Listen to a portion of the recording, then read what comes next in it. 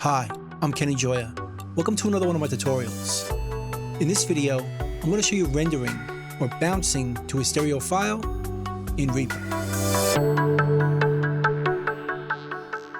I have a project in front of me here where I've gone through and made all the tracks sound finished and ready to be bounced or rendered to a stereo file.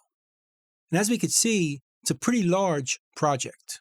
Lots of tracks, lots of effects. But now we're ready to create a final mix. So we'll go up here to the File menu and choose Render. We could also choose it with the keyboard shortcut. On PC, it's Alt Control R, and on Mac, it's Option Command R. And that opens up this dialog where we could render our final mix. So let's start with the source. Here we could choose what we're going to render. It defaults to master mix, which is the type of file we need, but there's a bunch of other options as well. From printing stems from tracks, stems through our master fader, and printing individual media items through their tracks and out the master. I've already made a bunch of other rendering videos on the REAPER website that go through these other options. So check those out. But we're going to stick with the master mix for this. Then we could choose the bounds, the section of the project we're going to render. Usually, we choose the entire project, but we could also choose a custom time range, and then type it in over here, or a time selection, and just create one over here, or based on our regions up here, or just selected regions. We're going to keep it simple and render the entire project. Then we go down over here to a directory, which is where we're going to save a rendered file to. We could browse our hard drive. I created a folder called Final Mixes, so we could put our rendered files in here. And it changes the directory over here. Then we can name our file. I'll call it Song 1 Final Mix. Then we can go down here to the options, where we could choose the sample rate of a final file, how many channels, stereo, mono, multi-channel, and we could choose the speed of the render. Full speed offline, so we're not going to hear it, and it's going to render based on the speed of our computer and how big our project is. We could do real-time offline or real-time online, where we could hear the mix while it's being rendered. Let's choose full speed offline. Then we can go down over here to the output format and choose the file type.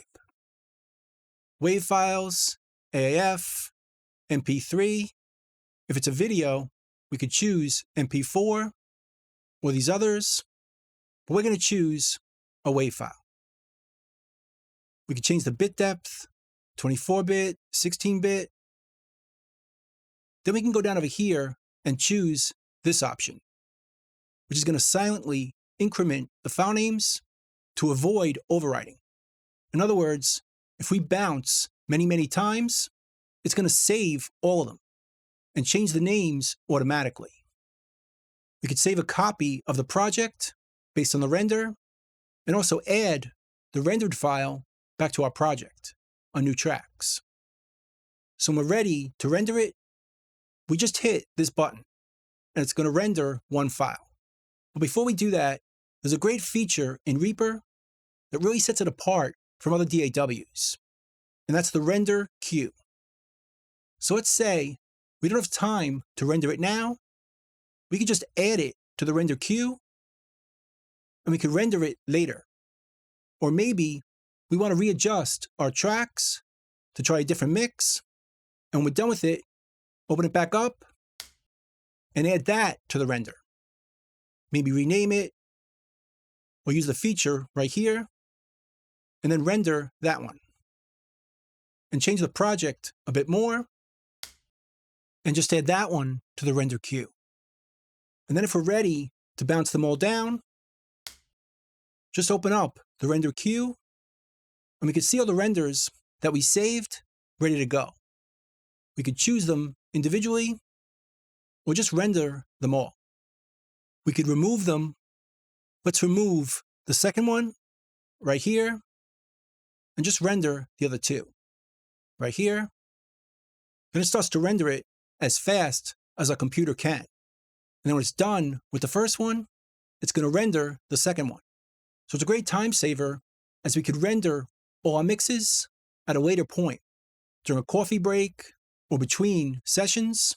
And when they're done, we can go back to our hard drive, and here are those rendered files. Here's the first one, and here's the second one. Now it's also very helpful if we want to render different types of files. For example, let's say we're happy with the project. We want to render it as a WAV file. Just add it to the render queue. Let's say we also need an MP3. Add that one. Maybe a video, an MP4. We could render that one as well. Then open the render queue. We can see our renders ready to go. And now with one click, we could render the same mix, but with 3 different file types right here. And it's going to render one file after another.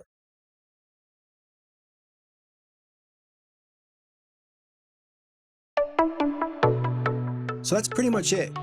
That's rendering or bouncing to a stereo file in Reaper. I hope you learned something, hope you can use it, and I'll see you next time. Thanks.